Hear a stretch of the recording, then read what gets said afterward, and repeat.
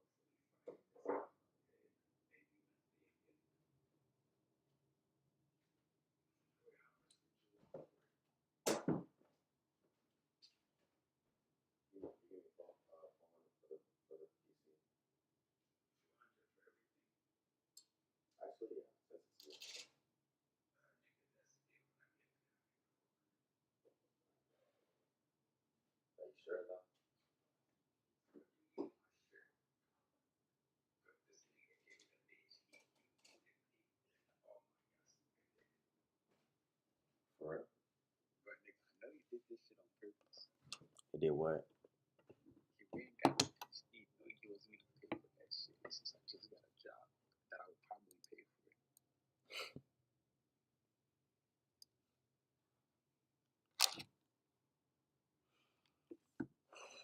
You going to the gym today?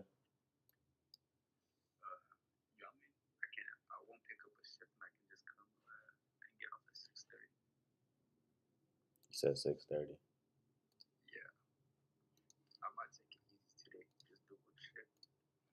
Right. Nigga, I'm not going. Dude, I was trying to ask you if you should get a membership so I can go today. It's like 20.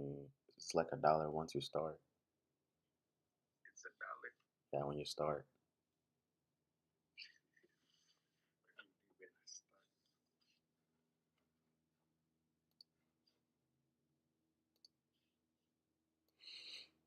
You say you don't want to start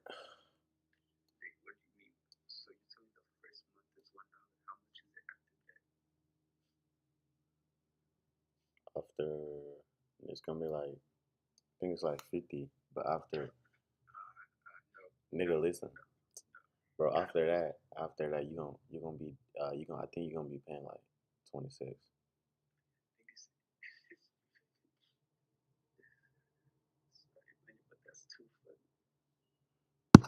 Yes, I'm on. I mean, if you want to.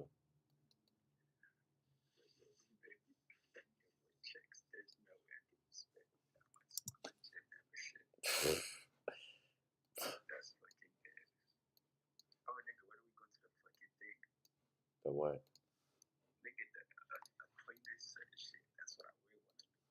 Huh?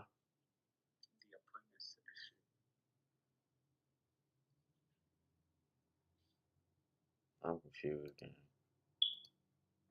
I said I'm confused.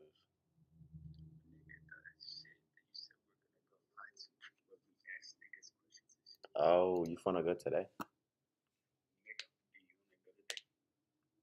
Like, we'll go like at 2 o'clock. What time you going to work?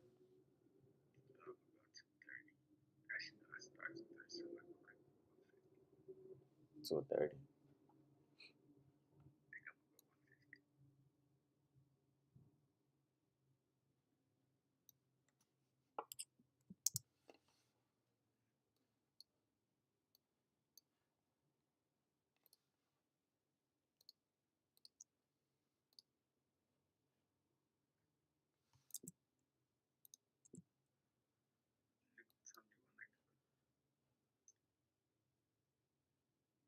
Um,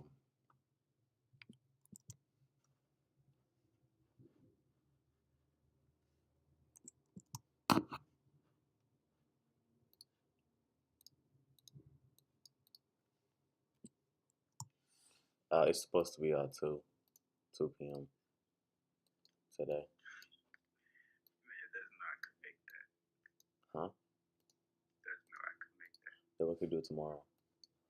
What time? Um,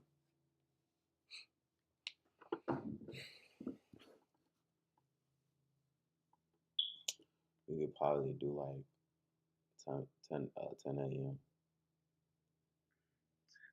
means I had to go to sleep earlier. It's fun.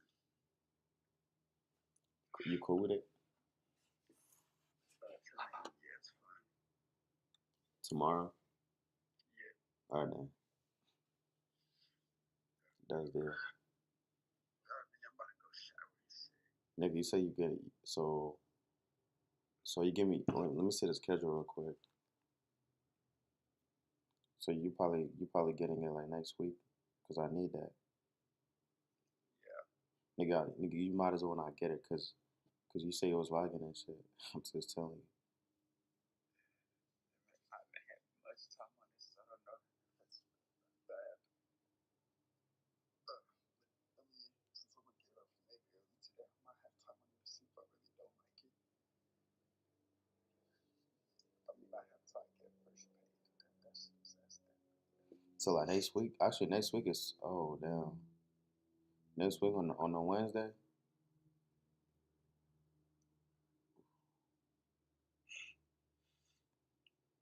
Damn, I needed that today, or I mean this week. Yeah, the computer this week. No nigga, I'm trying to sell it. The what? Hmm? You said the clientele. Yeah.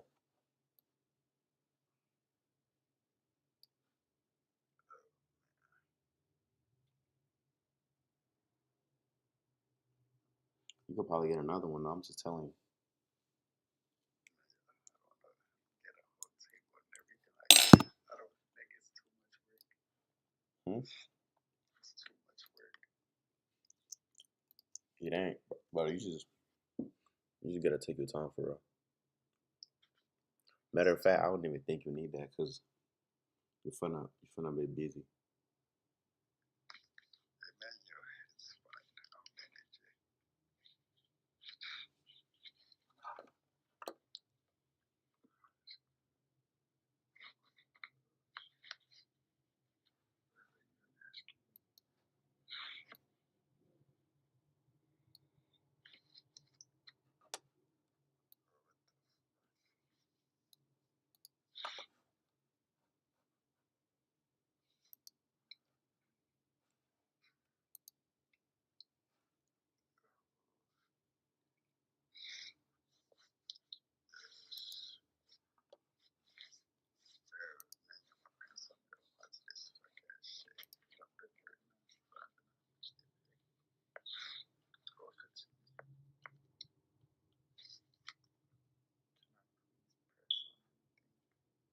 Hold on, what you say? My parents don't want me to apply to this shit. How to what? You know what Valentine is? Valentine. Whatever the fuck it's called. Nah, they want you to apply there. Nigga, they finna get you. They finna get you working. They finna get you working, bro.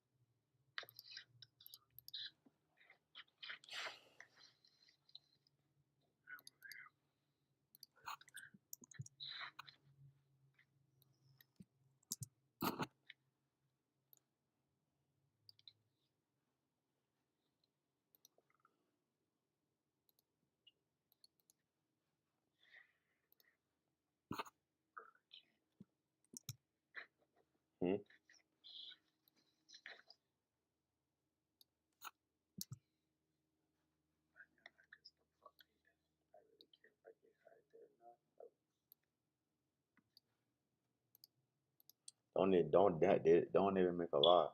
They make less. You work there? Hmm. You work there?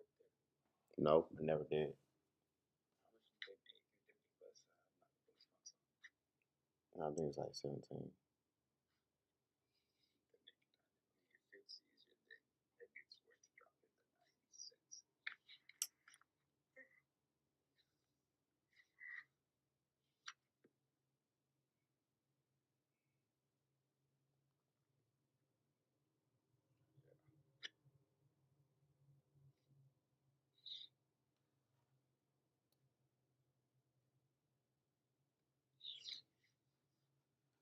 I'm about to go eat and shower.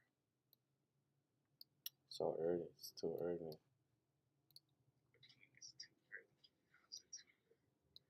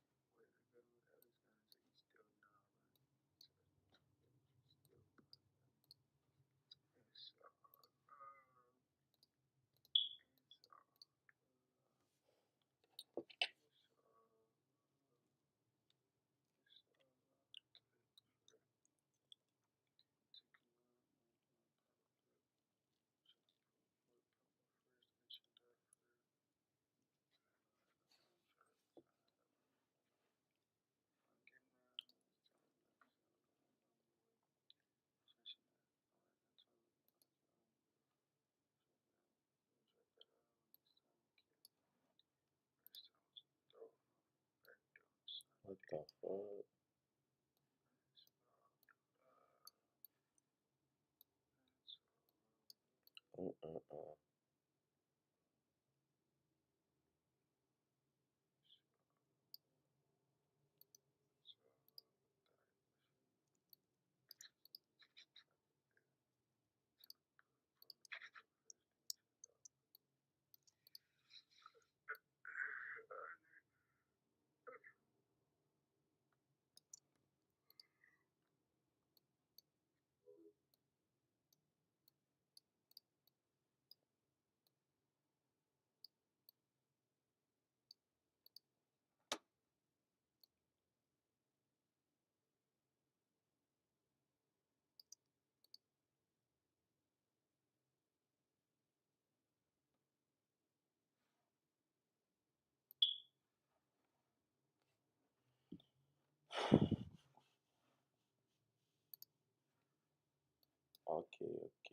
Okay. Wonderful. Mr. ICT. That's good. That's good.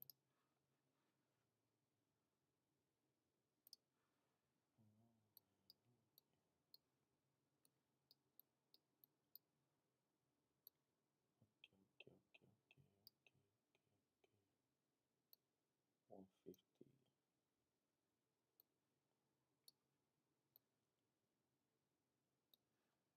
FNC. Psst.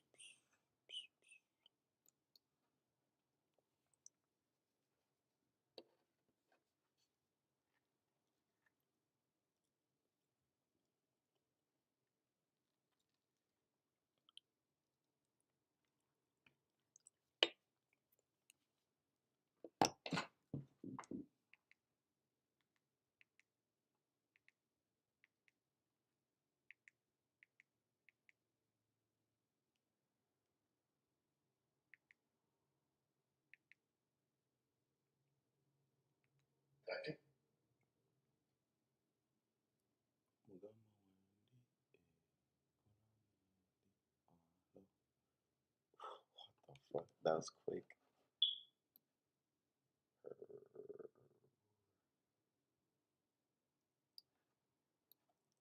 This is a good setup.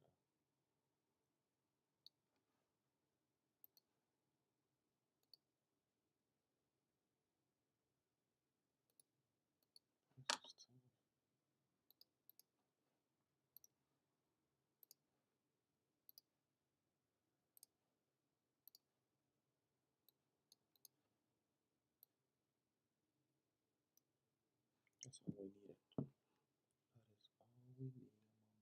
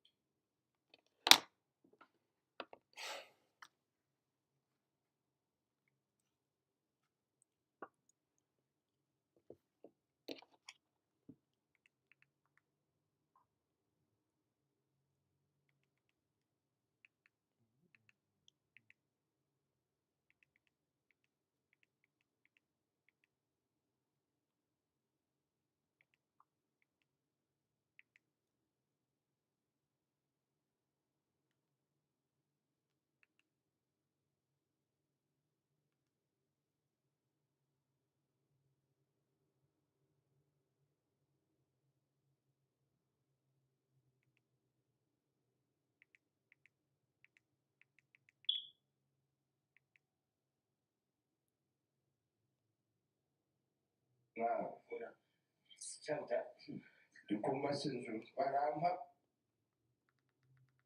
Our average time to pay out our traders is only 5 hours and 16 minutes. Traders every proper is really good at accepting I like this. Looks good. Looks good. looks good. Good.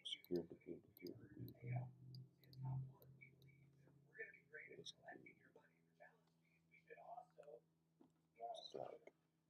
Once a while.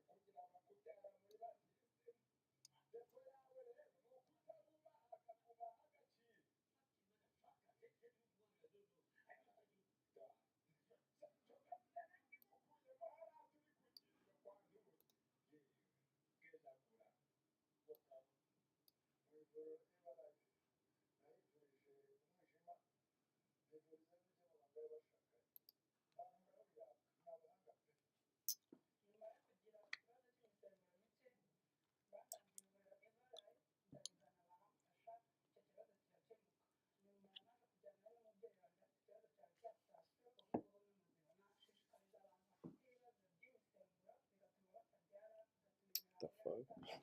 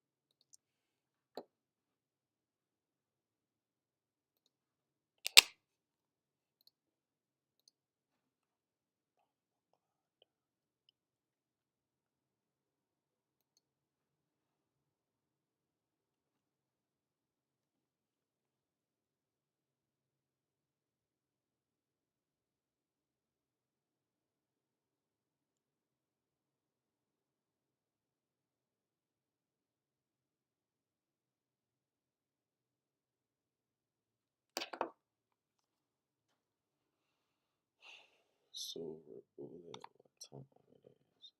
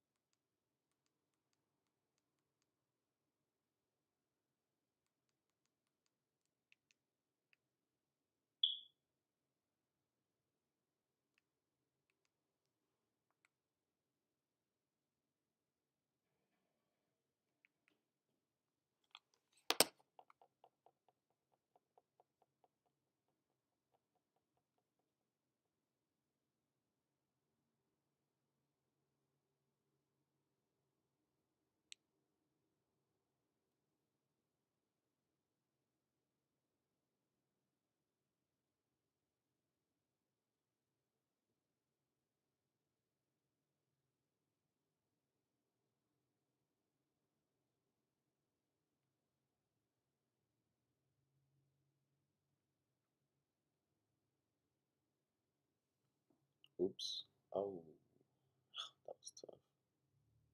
That was tough.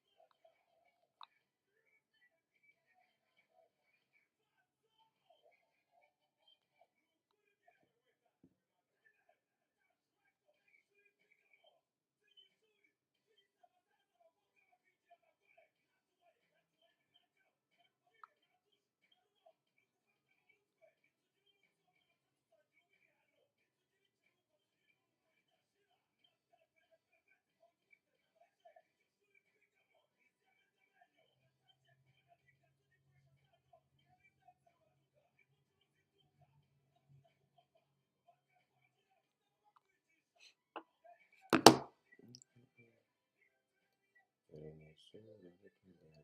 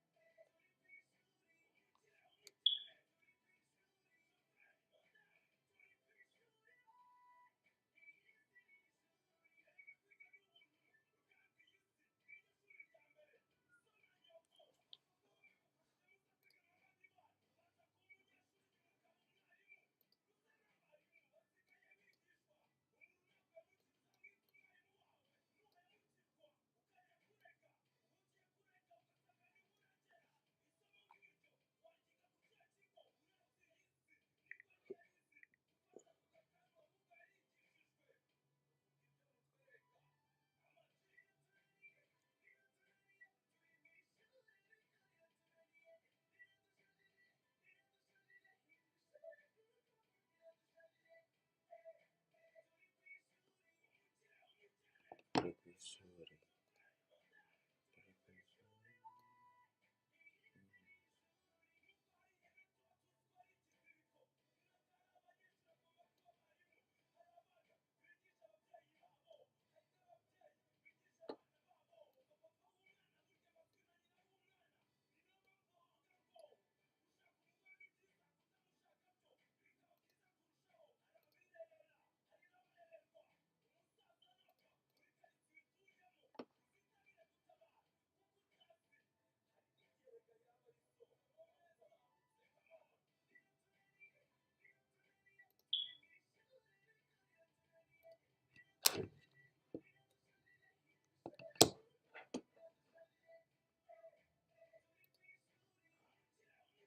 Precursori.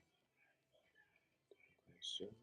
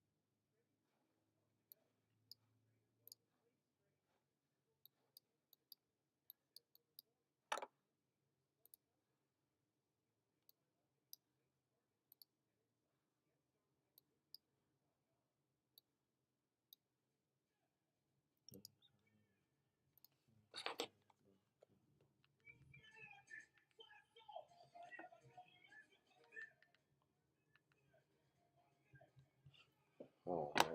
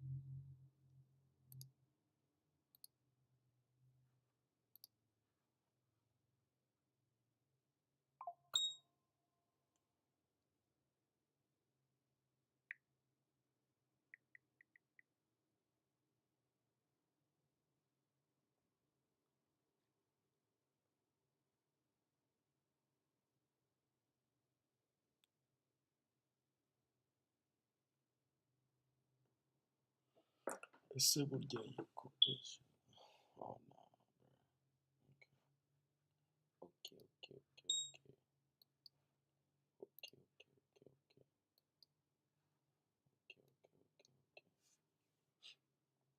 okay, okay, okay, okay, okay, okay,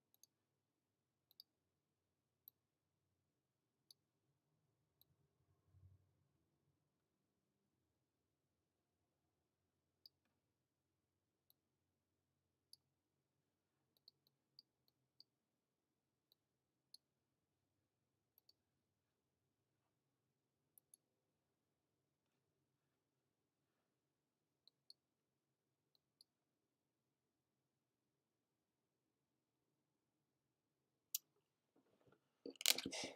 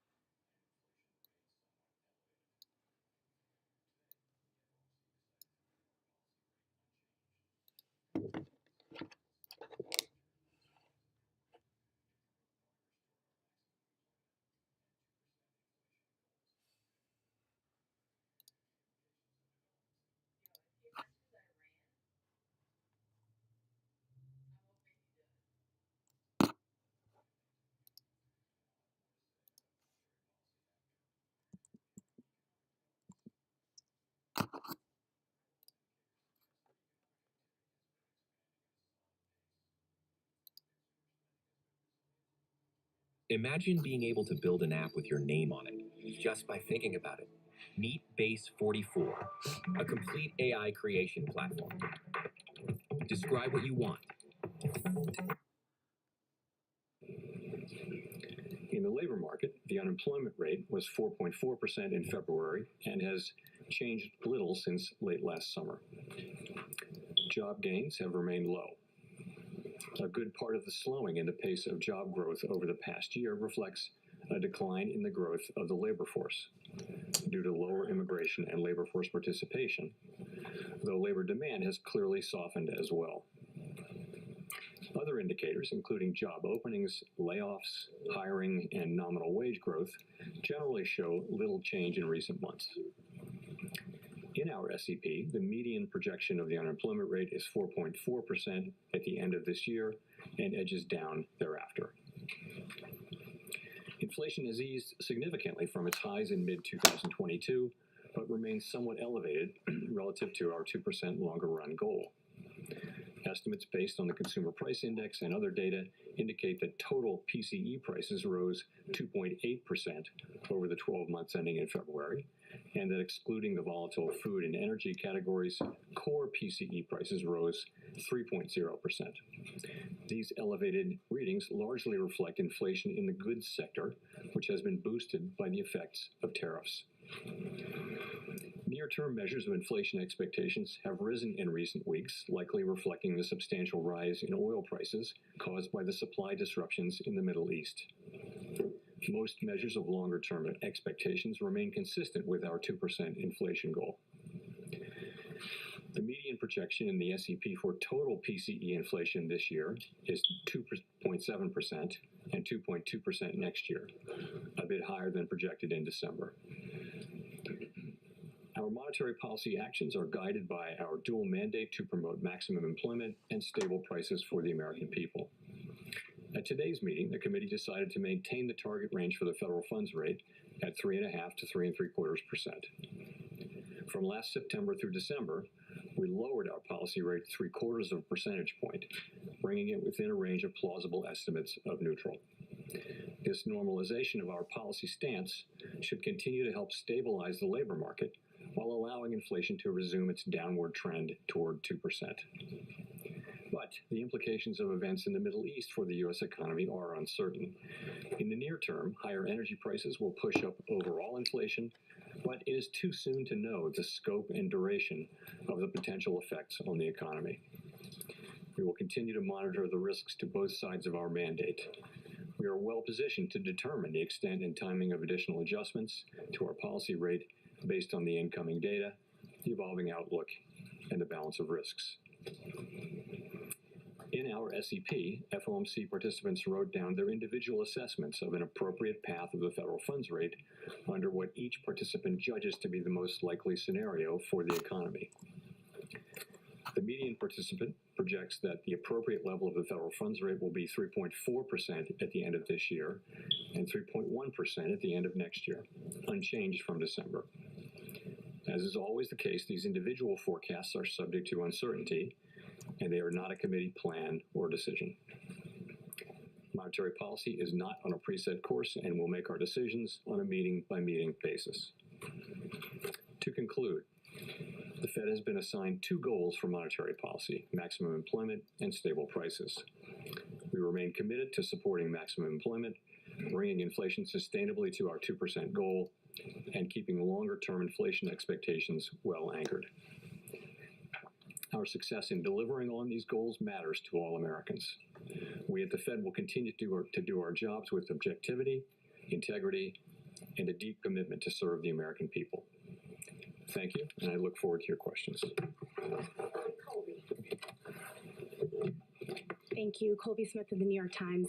There's been some debate about whether the Fed should look through the inflation that will come from higher oil prices stemming from the Middle East conflict. Is that the right approach at this juncture? And to what extent does the fact that inflation has been above target for roughly 5 years now influence the committee's thinking around this?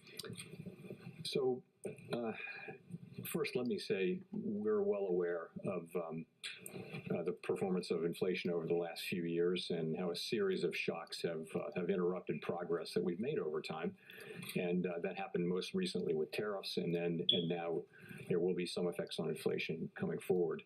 The thing that's really important that we see this year is progress on inflation through a reduction in goods inflation, as the one-time effects on prices of tariffs go through the system, go through the economy. That's the main thing we're looking for going into this exercise. And we need to be seeing that to sort of understand that we actually are making progress, because on net we didn't make progress. And if you look at total inflation, total core inflation, it's about 3%, and some big chunk of that, between 1/2 and 3/4, is actually tariffs. So we're looking for progress on that. The question of whether we look through the energy inflation doesn't really arise until we have kind of checked that box. It, of course, is kind of standard learning that you look through energy shocks, but that's always been dependent on inflation expectations remaining well anchored. And I think now it's also dependent on what you mentioned, which is that broader context of 5 years now of inflation above target. We have to keep all of those things in mind, and the question of looking through when it does arise will be one to approach not lightly, but in the context that you mentioned. And just on the SEP, can you help us make sense of why there is still a bias to cut for most officials this year, despite the upward revision to headline and core inflation and the essentially unchanged forecast for growth and unemployment? I'm just curious, kind of what's the genesis behind the need? What's the need for the cut? Yeah, so there are 19 people, and so 19 reasons, 19 individual submissions. And if you notice, the median didn't change, but there was actually some movement toward a meaningful amount of movement toward fewer cuts by people. So 4 or 5 people went from 2 to 1, let's say, 2 cuts to 1 cut. And each person has individual, stories behind what they want to do. But essentially, it is that the forecast is that we will be making progress on inflation. Not as much as we had hoped, but some progress on inflation. It should come as we start to see in the middle of the year progress on tariffs. Going through once and then the tariff inflation coming down. We should be seeing that. What drives an entrepreneur to create? Is it fear? I think you cannot think straight if you have fear in you. Because on the other Howard. Thank you, Howard Stein with Reuters. Just to follow up a little bit and to be clear, is the higher inflation penciled in here for 2026 solely the result of the oil shock or something else? So that's going to be part of it. But, that wouldn't be most of core, right? So the oil shock for sure shows up here. Some of that will be in core as well. But yes, but no, there's also just the feeling that we haven't seen, the progress that we had hoped for on core goods. And on tariffs and on the rest of it. So for whatever reason, people did write up their inflation forecast. That will certainly be tied to events in the Middle East and the price of oil, but it's also, I think, a reflection of the slow progress we've seen on tariffs, which we believe we will see. It's just a question of how long it takes for them to get all the way through the economy, and it just takes some time. Right. And is the lack of change in the SEPs, again, just to explicate this a little bit, more due to the expectation that the oil portion of this will pass through, or more out of concern that there is a potential blow to consumption and growth coming in the form of wealth effects with the stock market down, in the form of gas prices, diverting spending from other parts of the economy? So I didn't get the second part of your question. The consumers are going to be potentially diverting money to gasoline from other parts of the economy. There could be a growth shock or a redistribution of spending there that can hit consumption, wealth effects as well. I guess I'm wondering, is the rate forecast not changing because you think the oil shock is going to be temporary, or because you want to be sure you're positioned in case growth starts to slow? So the thing I really want to emphasize is that nobody knows. The economics effect could be bigger, they could be smaller, they could be much smaller or much bigger. We just don't know. So people are writing down something that seems to make sense to them, but have no conviction. To your point, if we have high, if we have a long period of much higher gas prices, that's going to weigh on consumption. Now, it'll weigh on disposable personal income, and it'll weigh on consumption. But we don't know if that's going to happen. It's something quite different than that. We might have much lower than expected pass through. So people write down, this is one of those SEPs where a number of people mentioned if we were ever going to skip an SEP, this would be a good one because we just don't know. So I wouldn't say there's a conviction that this is going to go through quickly or not quickly. It's just you got to write something down, and this is something that is that people wrote down,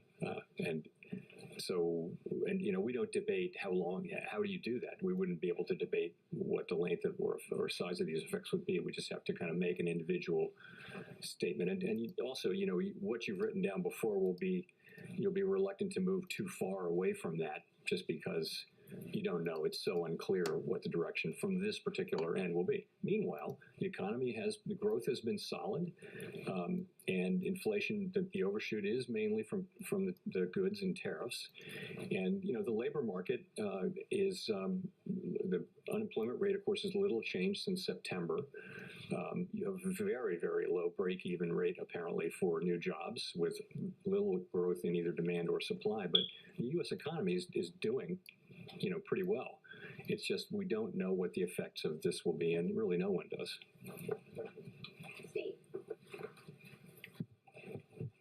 Mr. Chair, in the past, the staff has suggested that higher oil prices, they have a hit to consumption, which Howard was talking about, but that's somewhat offset by increase to domestic production. I wonder if you could talk about that dynamic, especially to the extent that how much U.S. production is happening right now. So the first thing is there is, the original thinking, the long-standing thinking, put it that way, is that you do look through energy shocks. But as I mentioned, that's conditioned on inflation expectations and that kind of thing. So, sorry, your question was? What the staff is saying about, and has said in the past. Yeah. So there'll be an offset. Offsets, yeah. So that's true. We have, we're a net exporter of energy, right? So any effects on employment and economic activity and spending would be offset to some extent by the fact that our oil companies will be more profitable and they may even do more drilling.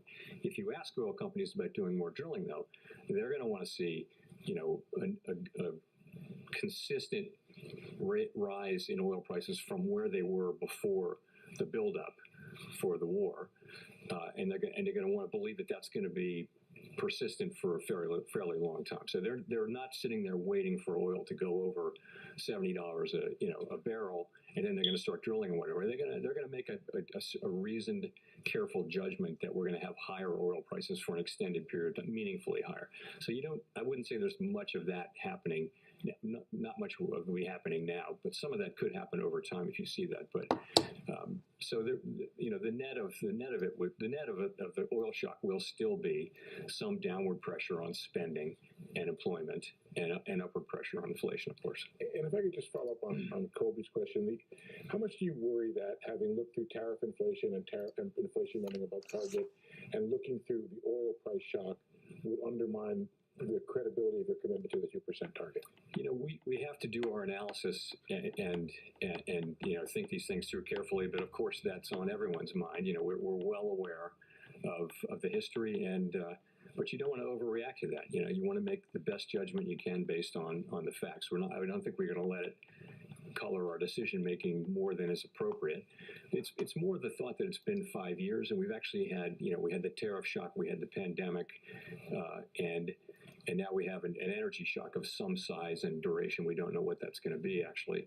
And it's one of those things where it's a repeated set of things, and you worry that that's the kind of thing that can cause trouble for inflation expectations, and so we worry a lot about that, and we are very strongly committed to doing what it takes to keep inflation expectations anchored at 2%.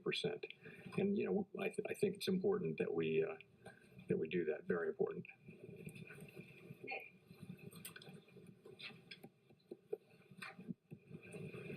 Nick Timmeros, Wall Street Journal. Chair Powell, you've described monetary policy as modestly restrictive. If the unemployment rate is roughly stable, inflation moving sideways in the high twos, with an ongoing overshoot in services and non-housing services, not just goods, and the economy doing fairly well as you just outlined. What gives you confidence that inflation returns to target over the next couple of years? Okay. So I would say the rate is, you can characterize it as in the high end of neutral, or you can characterize it as perhaps mildly restrictive, even modestly restrictive. No one knows for sure, but it's in that range where it's somewhere around the borderline between restrictive and not. Remember that a big part of the disinflation we're looking for is just the runoff of when tariffs are put into place. Of course, what they do is they raise prices to some extent, to the extent those prices the tariffs are paid by consumers on a one-time basis. And we're waiting for that process.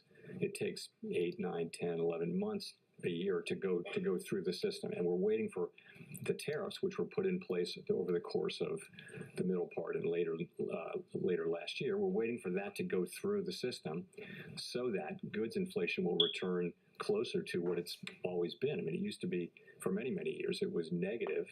And then, the year before tariffs came in, it was 0. And it's running at like 2% now. So, and so that's kind of, goods inflation is running at 2%. So that's not coming from standard Phillips curve restrictive, restrictive policy. It's coming from the runoff of a one-time thing. We also think it's important, though, to keep policy either mildly restrictive or close to that, but not too restrictive because of the weakness in the downside risk in the labor market.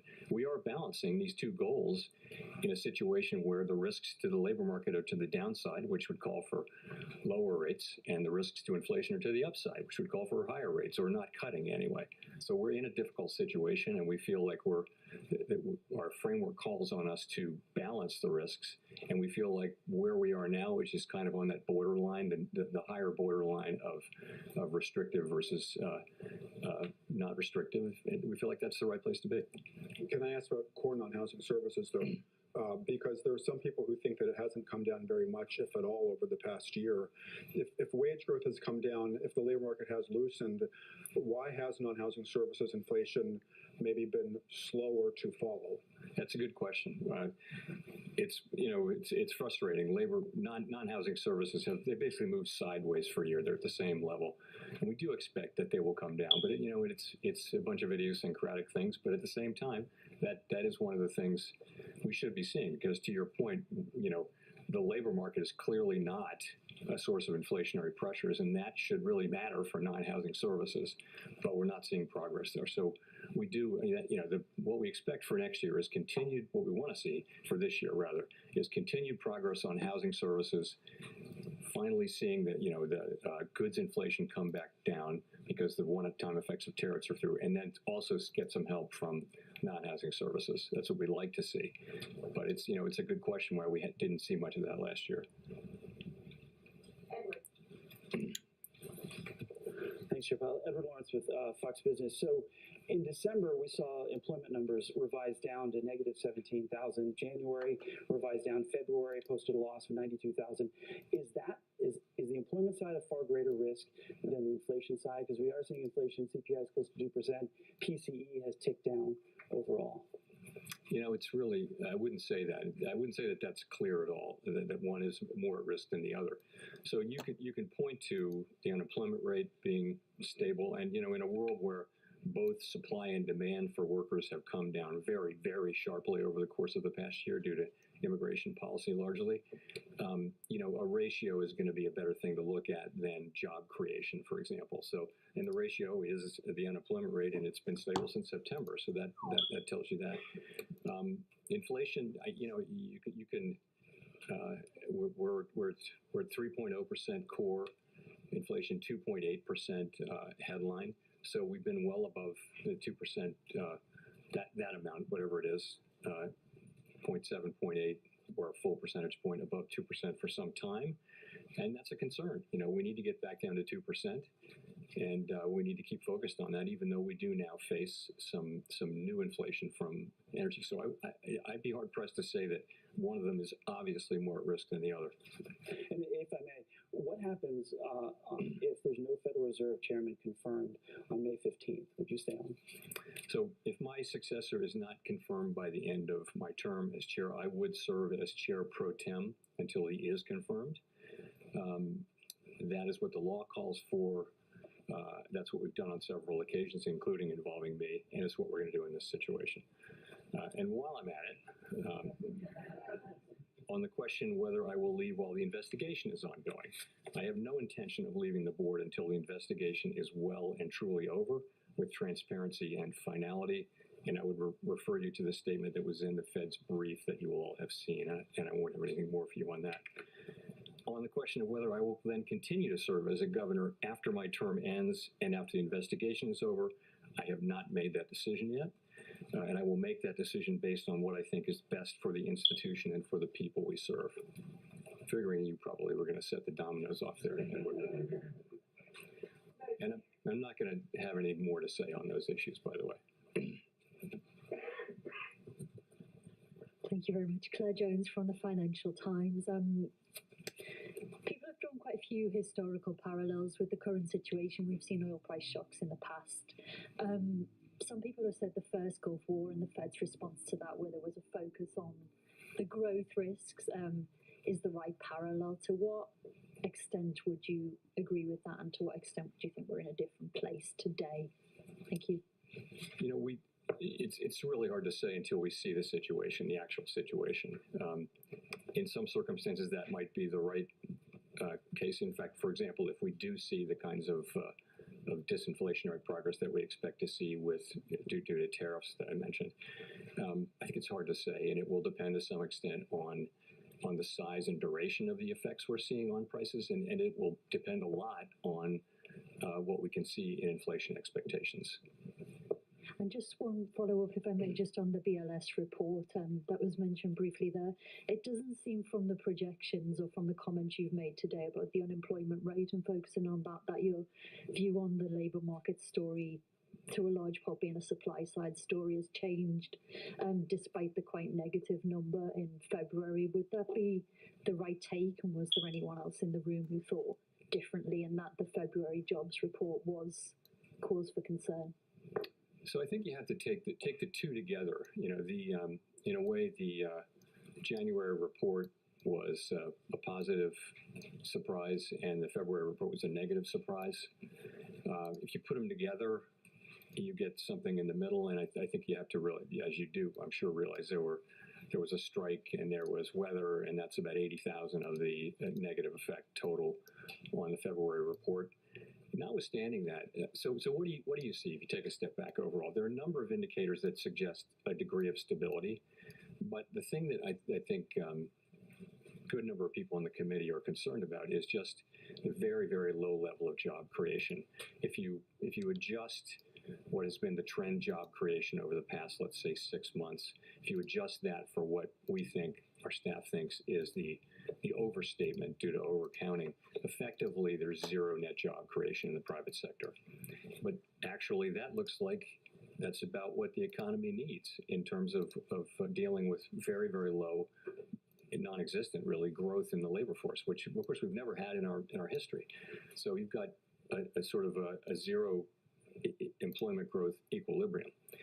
Now that's balance, okay, but you know, I would say it does have a feel of downside risk, and it's not kind of a really comfortable balance. So, you know, we look at that, we see it, we get it, and I mean, everybody understands the arithmetic, and that's you can say the break even is zero, but nonetheless, it's something we're watching carefully, and so and you know, are concerned about. But ultimately, though, you can argue that it's a consequence of deliberate policy, which is really the changes to immigration. That's the biggest factor there, and but nonetheless, something we watch carefully. Andrew. Thanks, Chair Powell. The economy's experienced a series of supply shocks in the last few years, COVID, tariffs, 2 oil price shocks. Do you think that is bad luck, or has something changed in the world that makes supply shocks more common? And does the central bank need to start taking account of the risk of supply shocks as a more common problem? You know, we did go through a long period where the shocks were all demand shocks, and so we've had a lot of practice thinking about supply shocks in the last 4 or 5 years for sure. And it's just a very different thing and a very much more difficult thing because it does immediately raise the question of tension between the two parts of our mandate. But, has the world changed? I mean, COVID is a one-time thing, right? This energy supply shock is a one-time thing. It's not because of some broad tendency or anything, I don't think. And the oil shock with Ukraine was also a consequence of military action. So I don't know that the world has changed in a way that there'll be more supply shocks. But there's people have written that paper and that speech a number of times. A number of people have tried to make the case that is the case. And in fact, we have seen more supply shocks in the last 5 years than we've seen in many years before that. It's a fact. Okay. Welcome to Wix Harmony. Take the speed of AI and pixel level control to go from. What would you change about Fed communications if you had the time? Thanks. What happened about that was not much. And I'll tell you why. So, we looked carefully at many aspects of the SEP and of our communications, and there weren't any ideas that had very broad support on the committee. And you don't want to make a change to your communications unless you have the committee behind that. So we didn't really make any changes on that. I had hoped that they had some things that I wanted to do, but they didn't attract broad support, and we'd already made all the changes we made to the framework. That was a critical thing. So we didn't. And, I wish we had been able to do some things, but we didn't. So maybe the next chair will take a look. I'm sure he will.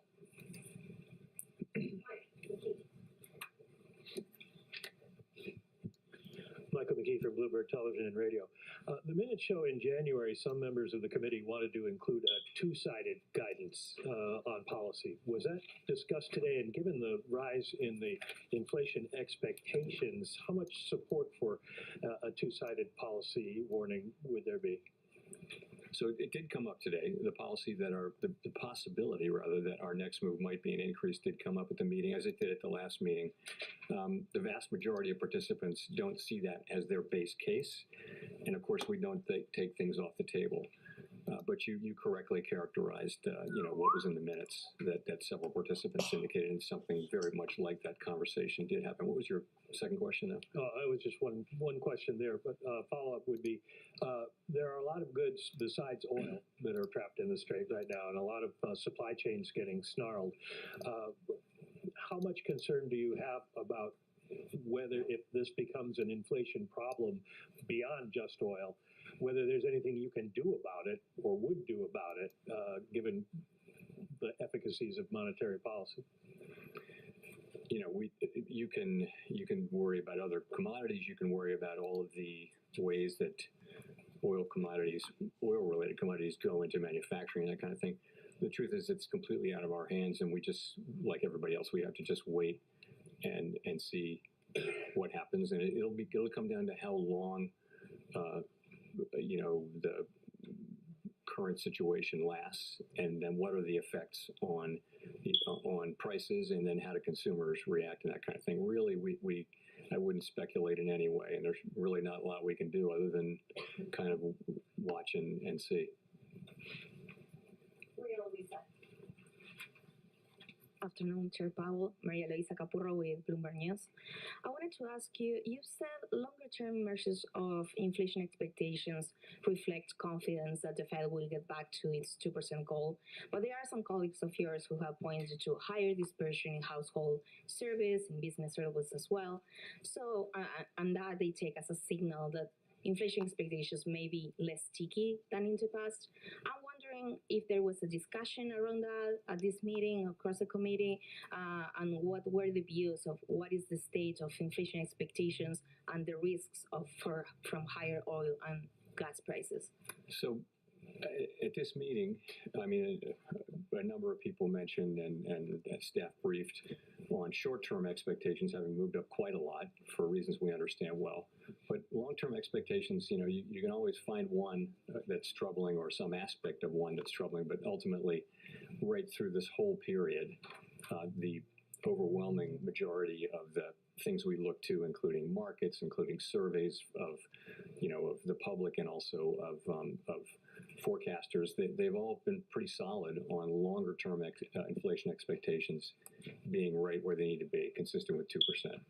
So that continues to be the case. We didn't have a lot of conversation about that. I think everyone does agree that we'll be watching those extremely carefully as we see the effects of the price increases come through from the conflict. And still on how the discussion went across the committee, before coming to this meeting, there were some members who were like discussing the risks of a slowdown in growth and at a time of where inflation remains high. It really doesn't seem that most members are penciling in a slowdown in growth. No. But has there been any discussion of the risks of stagflation at this point? So people actually wrote up their growth forecast by a tenth, and I think that's probably to do with just growing confidence in productivity. But sorry, and your second question was just if there have been any discussions about the risk of stagflation scenario. Yeah, so as I mentioned, there's tension between the two goals, right? The upward risk for inflation and downward risk for employment. So, and that puts us in a different situation. When we use the term stagflation, I always have to point out that was a 1970s term at a time when unemployment was in double figures and inflation was really high and the misery index was super high. Add them together, you get the misery index. And that's not the case right now. We actually have unemployment really close to longer run normal. And we have inflation that's, 1 percentage point above that. So calling that stagflation, it's not, I would reserve the term stagflation for, a much more serious set of circumstances. That is not the situation we're in. What we have is some tension between the goals, and we're trying to manage our way through it. It's a very difficult situation, but it's nothing like what they faced in the 1970s. And I reserve stagflation for that, the word for that period. Maybe that's just me.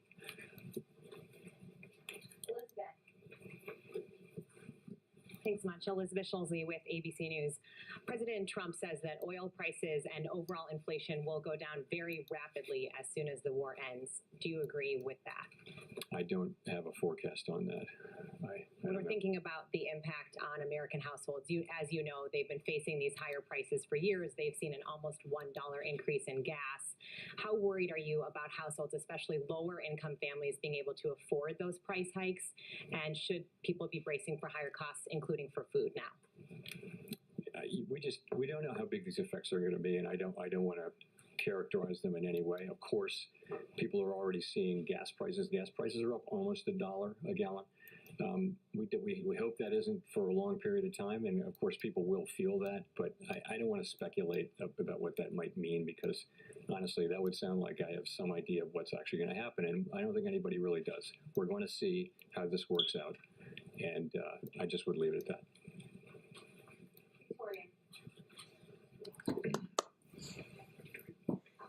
Hi, Victoria Guido with Politico.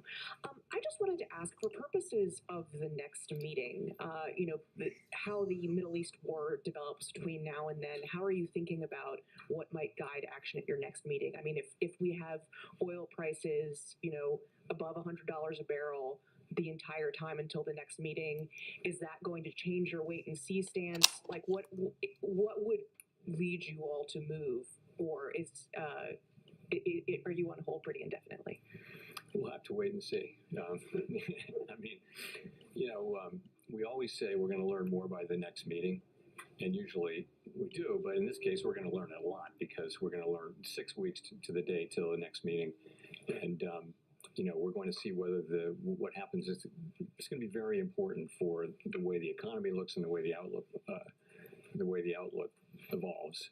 With what happens in the Middle East, that's going to be a big factor, and we'll know that then. I don't know how it's going to affect our thinking. I really don't. And we did talk about alternative scenarios a little bit, but it's just, I wouldn't bring that in here. It's very uncertain, and I just want to just remember that we don't know, and we shouldn't assume it's going to be one thing or another. We're going to see. So is it a matter of you don't know how the situation itself is going to evolve, or even if things remain as they are, the economy could still remain relatively durable in face of them? Yeah, that's true too. No, I mean, the U.S. economy has just, made it's been strong through a whole bunch of challenges. I mean, if you go back to 2023 when we raised rates a lot in 22 and 23, and close to 100% of economists called for a recession, which didn't happen. In fact, 2023 was a really strong year. So, the U.S. economy has really been just doing pretty well through a lot of significant challenges over the past few years. It's been amazing to see. And I don't know what's going to happen in the next intermeeting cycle, and I don't know what's going to happen in the Middle East. I wouldn't want to speculate.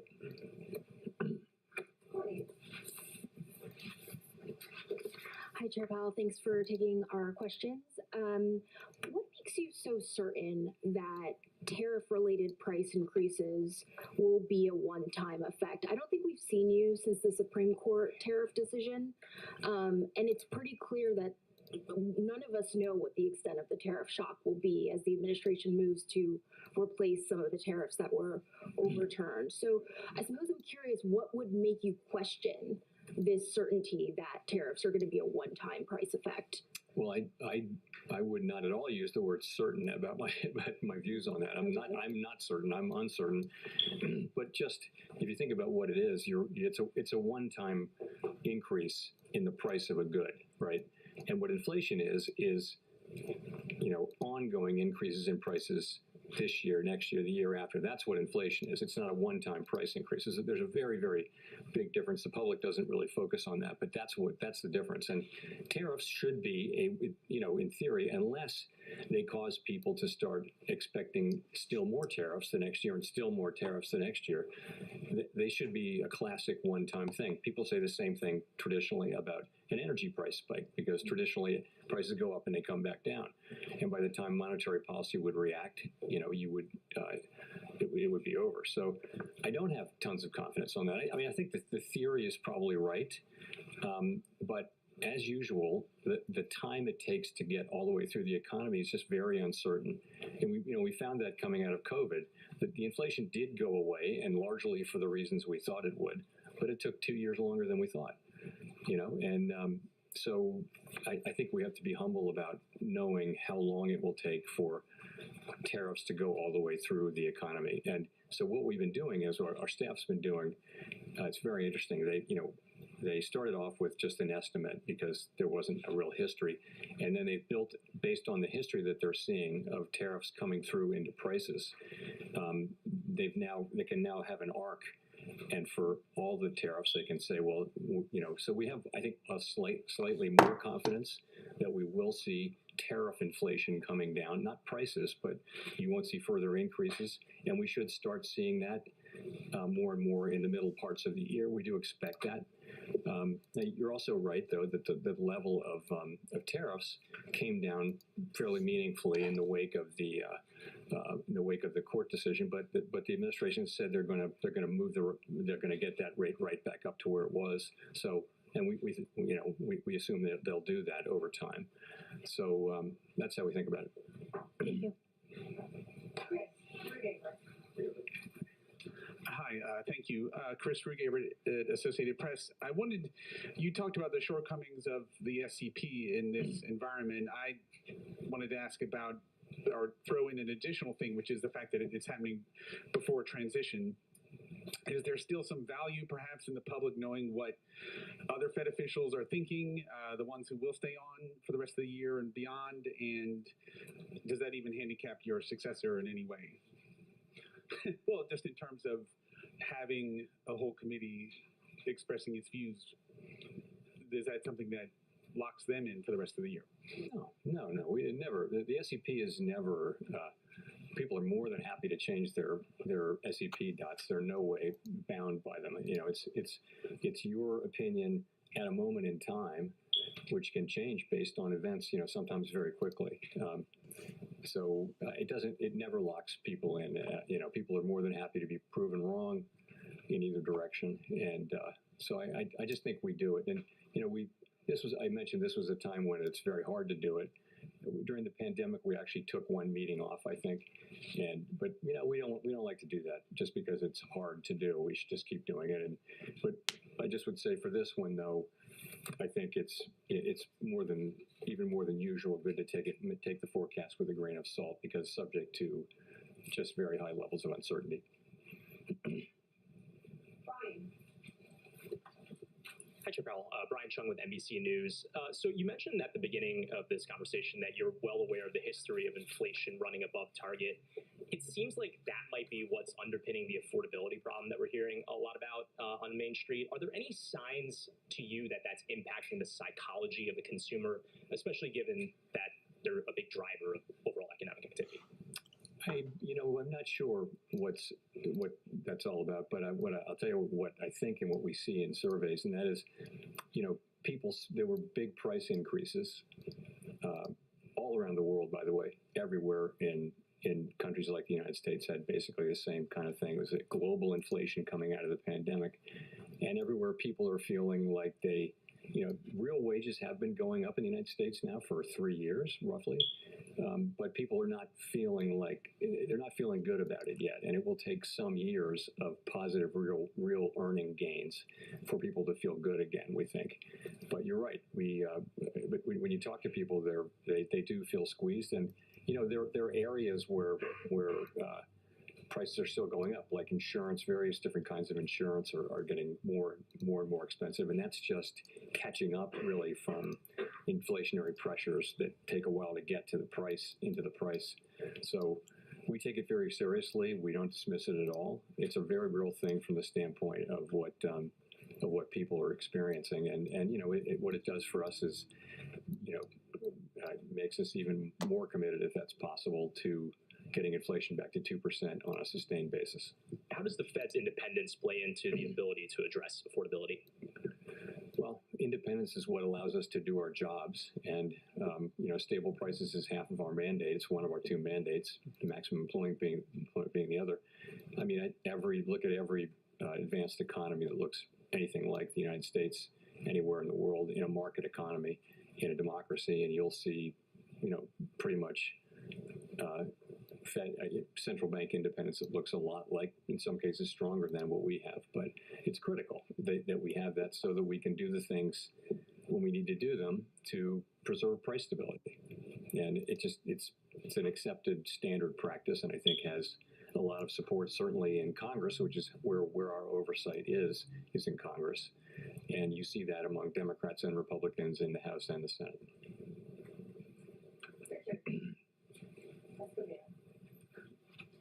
Hi, Chair Powell. Richard Escobedo at CBS News. Thanks for doing this.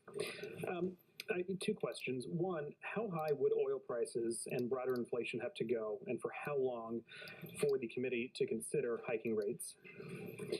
And then secondly, diesel prices are rising faster than gas prices. How concerned are you that the increase in diesel might drive up food and goods prices and lead to broader inflation? Yeah, I'm not going to give you an example or a specific answer on the first question. We're prepared to do what needs to be done, but I wouldn't want to hypothesize about what that might be. In terms of diesel prices. So your question there is, are we concerned about it?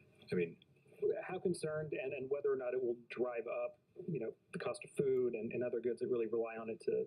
So I think it's a more general concern than that. It's diesel prices because that's transportation of food and things like that. There are just lots of ways that oil and derivatives of oil get into the production and transportation. When the future first arrives, we often don't recognize it. Interactive Brokers founder Thomas Peterffy brought the future to the floor of the American Stock Exchange in 1983.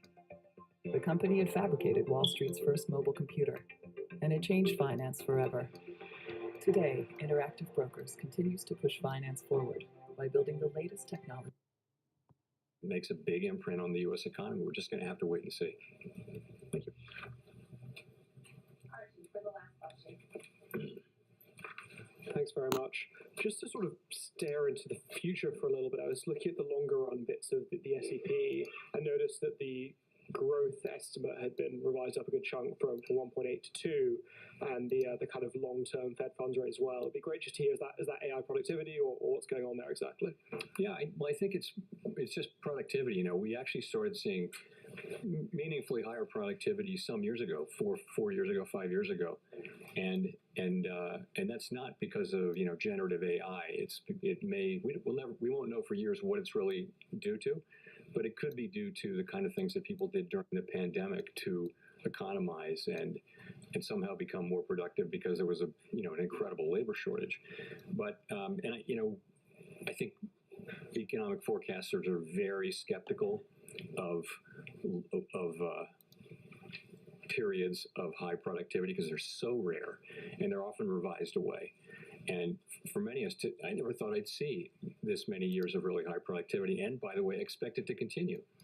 And we haven't really started to see the effects of generative AI, and that should certainly contribute to that. So it's quite unusual, and it's this is the higher productivity is the thing that allows incomes to rise over time. And so it's a great thing. Was that your question? Yeah, no, I was just curious what lay behind that. And just briefly on that as well to finish up, you hear the argument a lot, this is a sort of disinflationary story, and if you believe that productivity thing, that should also weigh down inflation over time, maybe then kind of pull down where rates end up. Do you kind of agree with that line of thinking, or do you think that's not how you should think about weather rates? I think you have to be cautious about that, in particular if you're talking about AI, about generative AI. So remember, in the short term, what's happening is we're building data centers everywhere, and that's actually putting pressure on all kinds of goods and services that go into building these things. So that's actually probably pushing inflation up at the margin. In addition, it probably raises the neutral rate. So in the near term, you're not looking at something that would immediately call for lower rates or that would be lowering inflation. Over time, though, sure, it can be if it's expanding potential output, which is what higher productivity does, then it actually can be. But I think it's an empirical question because it's really what is the demand growing faster or slower than the supply side. And I think we just don't know that answer ex ante going in. We'll just have to wait and see. Thank you very much.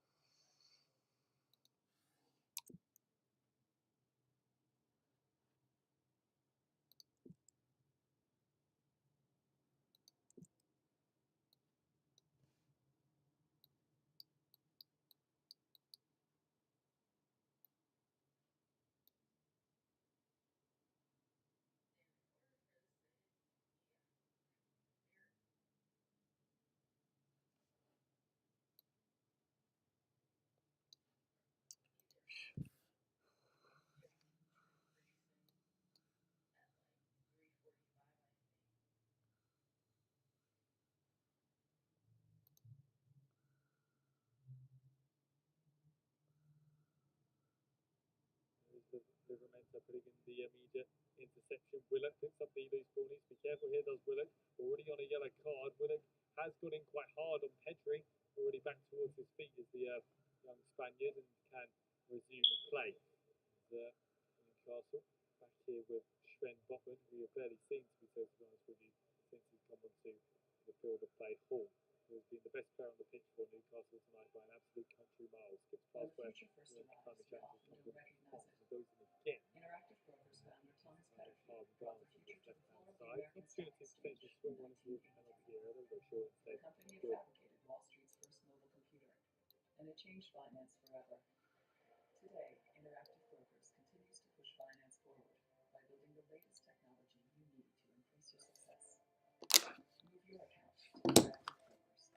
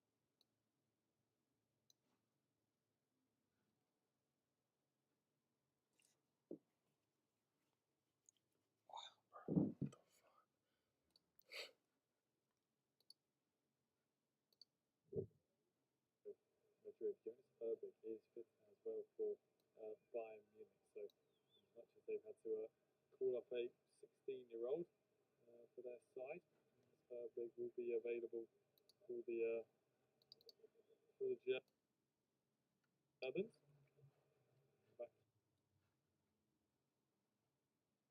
here with Ronald Araujo.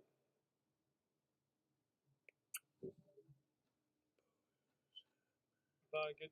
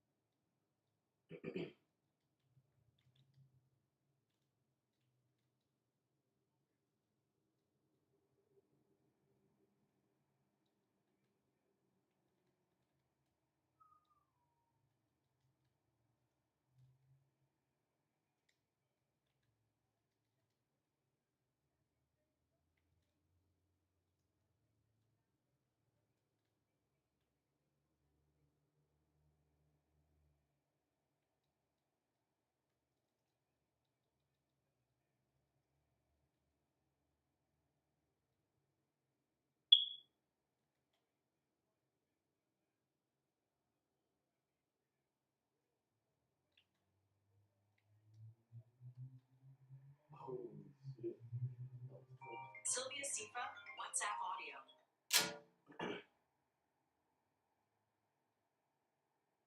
Hello? Oh, good for you. You failed? You put it on the, you leave it on the SAC for a little bit. You don't force it, by the way. Don't try to do anything slow.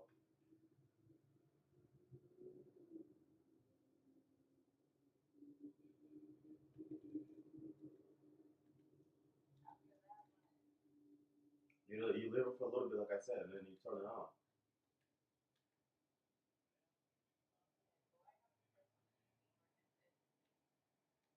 See, that's pretty much it. See, you don't press on anything. You just turn it on after leaving it on for a little bit.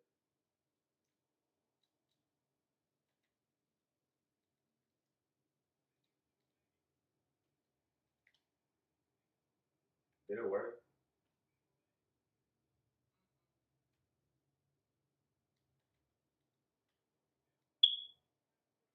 You don't put it on the SEC. You oh my gosh. Like put it on the camera, like a little bit above it, beyond it, like a look. Just put it on the camera. Okay, you leave it right there. Don't press on anything. Don't press on the gas. Don't press on anything. I can't really see it perfectly. Can I see the screen if the screen is on? The screen is not on? Oh, yeah, it's the battery. Yeah, we're done. You have to wait. Better jump start it. Did you leave it in the cold? There's a jump starter in the car, or you can ask somebody you know over there that can jump start you.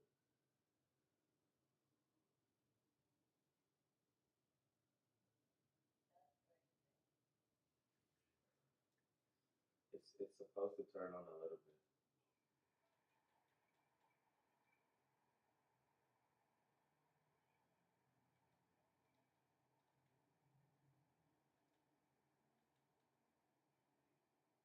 You don't know anybody at your school that can jump start you?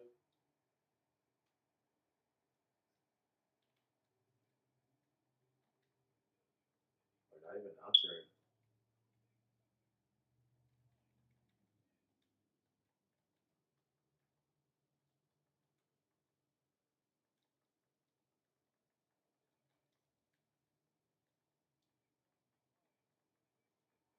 So if there's a jump starter in the car, you can try to use it. I think it's still on.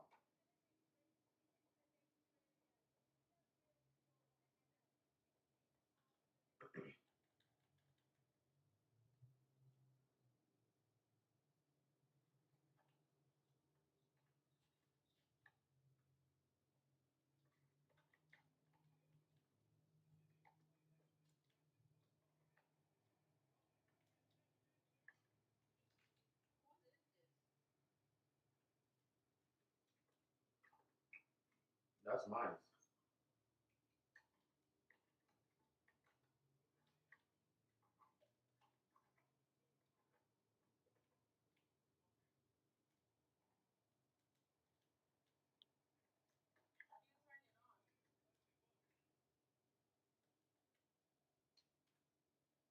See, you put it. You go to the battery and you put the red on the positive. You put the red on the positive, the black on the negative, the black one.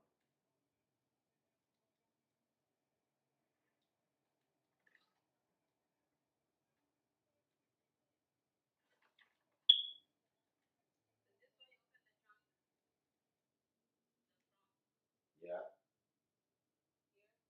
No. No. Caraca, break ass.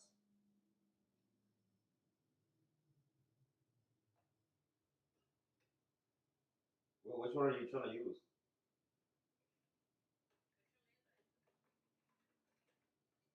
No, that's not the one you're supposed to use. You can't use it. Are you gonna use another car? Exactly. You're not supposed to use that. Williams? Oh yeah, that's the one. Never mind. Why are you taking all of those? That's a lot. You're taking a lot. Okay.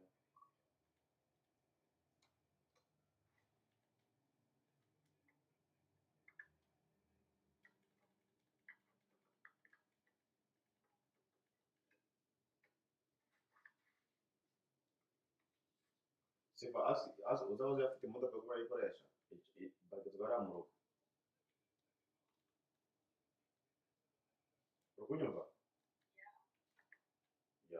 seems to that.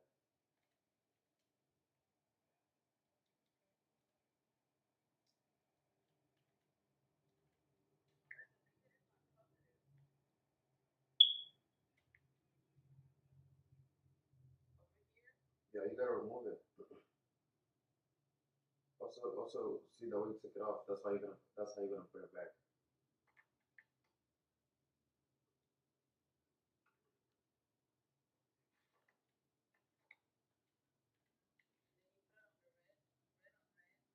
Yeah.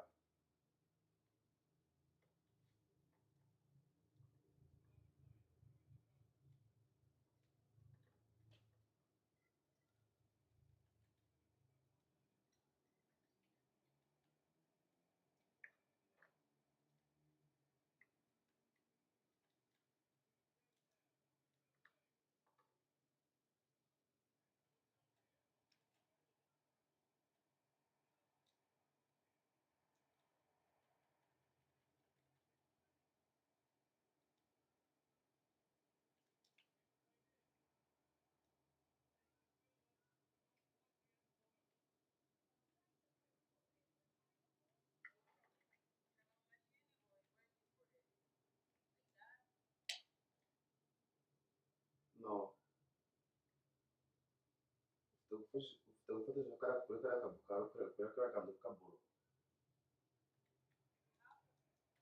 The small one, the smallest thing you see, the last one.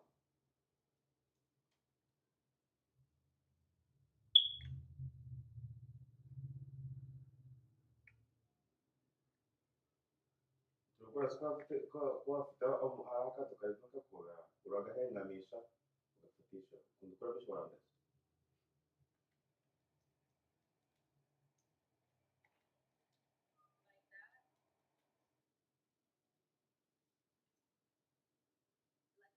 I guess that's fine.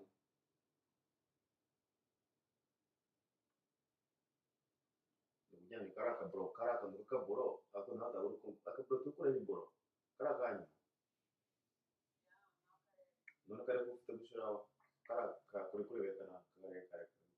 Katire karaka.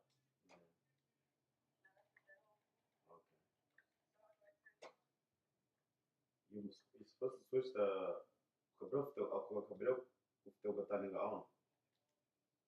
You have to see the lights if the lights is on.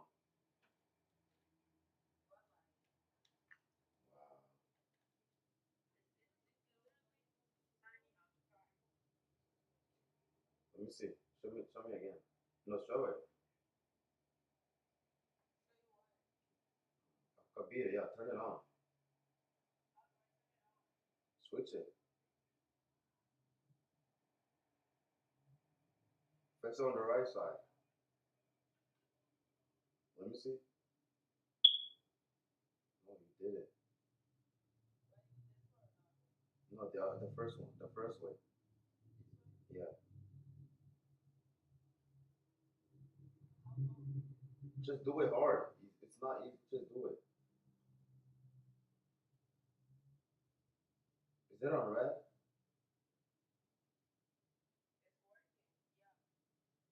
I don't think so. I don't think there isn't enough battery.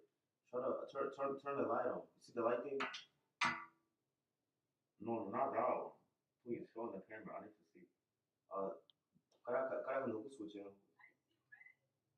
I know that's not what you're supposed to see, but I'm telling you to turn the light on. Like the switch, like the switch. Kara on. Yeah. Yes. Did it turn on? Okay, try to go start the car. Let me see.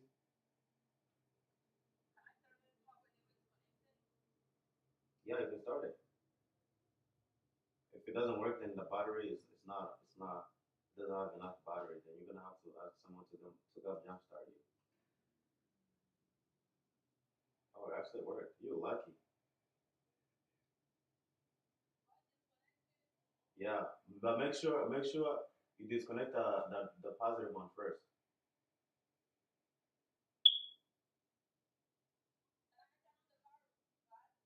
Huh? No, don't do it. ganyan ka. Make sure you keep the car on. And you just unplug it, you're good. You're already good. Unplug it, then you can go.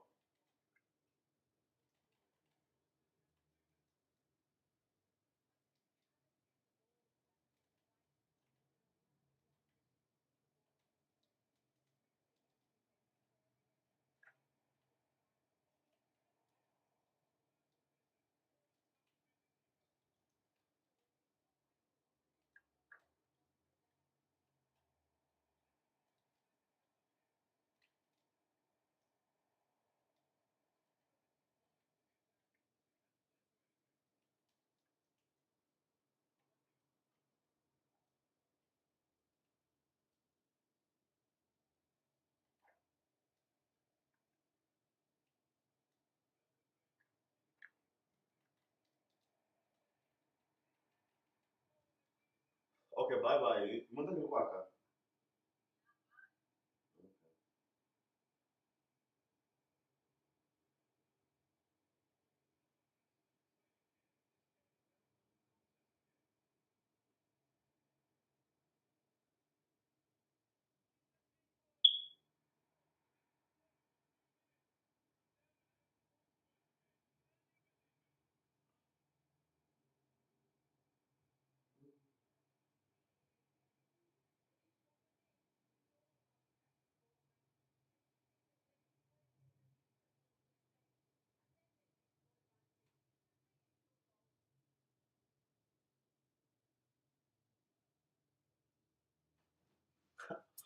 La.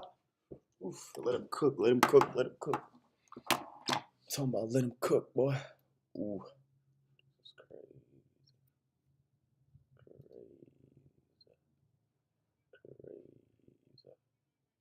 Crazy.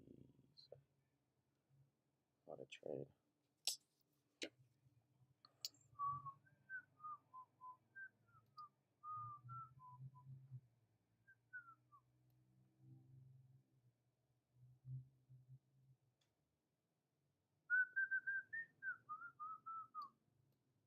Target has been officially hit.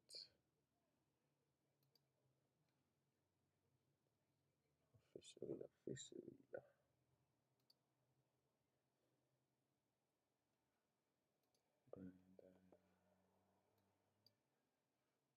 W day.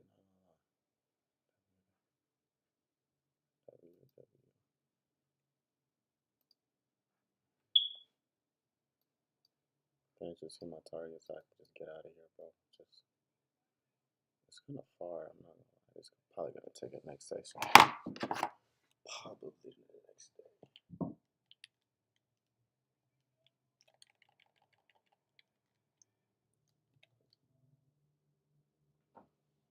Close it out. I want it to hit like 30.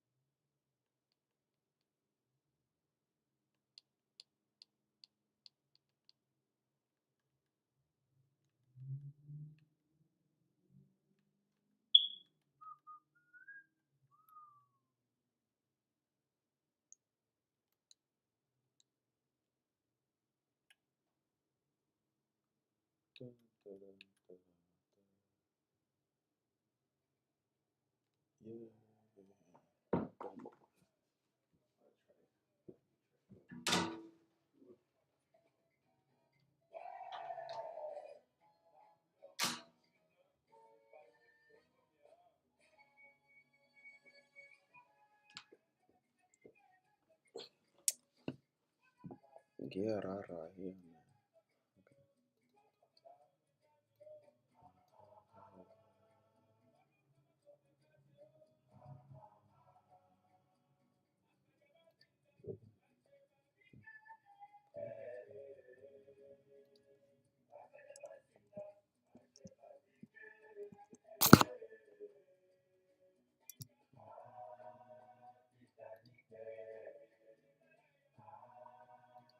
Oh no.